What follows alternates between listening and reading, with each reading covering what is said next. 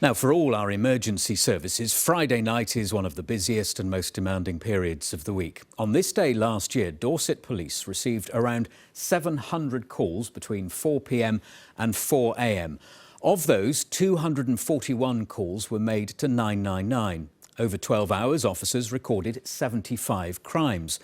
The force says that while some calls are about serious incidents, others shouldn't have been made to them at all. So tonight, Dorset Police is tweeting every single one of the inquiries made to its control room. Well, Spotlight's been given exclusive access, and our reporter Duncan Slightholme is there monitoring what's coming in tonight. Duncan. It's very rare for us to get access to somewhere like this, particularly on one of the busiest nights of the week. There are 101 calls and 999 calls being taken by the team down there. They're being translated into tweets by the team here. And the idea is to show the breadth and diversity of the inquiries being made to the force on a night like tonight. And just to give you a few examples of the tweets that are being put out and the inquiries that are being made, a 999 call earlier of a drunk passenger asleep at the back of a bus and cannot be woken. So an officer had to be dispatched to that to help. Poaching on land outside Dorchester was reported to 101. Damage to crops, a baby deer and a badger found. And then another 999 call, theft of a bottle holder from a bike in Weymouth. And that's the sort of call that the force says could be handled either online or through other means. Now, one of the people here who'll be handling the calls tonight is Lucy Wallbridge, just here taking some time out of the calls tonight. What are you kind of expecting tonight on a busy Friday? I think the further we get into tonight, I think the busier it will get. Standard Friday night, obviously going into Saturday as well. You get your normal crimes which are being reported every day, on top of also other things that are happening due to people going out, like fights, assaults, theft, that kind of thing as well.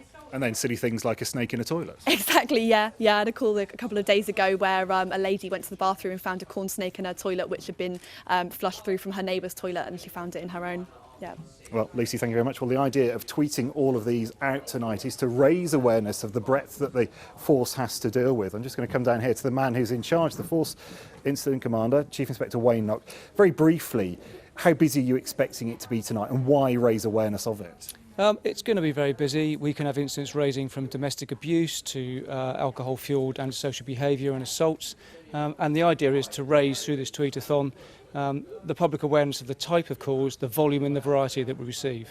But things could be done other ways, couldn't they? They don't have to be 999 or 101 calls. Absolutely. What we're trying to encourage people to do is can you do your complaint online? We have email reporting, and we have an excellent non-emergency directory called Ask Ned, which is like a one-stop shop, and hopefully the caller can find the answer to their question before they even need to call the police. All right, well, thank you very much. Well, the tweets are being sent out throughout the night. They're going on till 4 o'clock this morning, and hopefully people will get a sense of just how busy a force like this can be on a Friday night.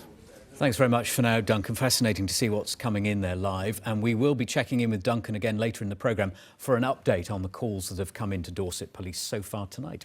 Now, as you may have noticed earlier in the programme, we had an exclusive look inside Dorset Police's call centre as they tweet every emergency call they receive tonight. The idea is to show people how busy they are, especially on a Friday night, whilst also highlighting that not every call is a police matter. Yeah, we can join our reporter Duncan Slightholme again, who's going to update us with the very latest tally so far this evening. Let's hope there's no more snakes in toilets, Duncan.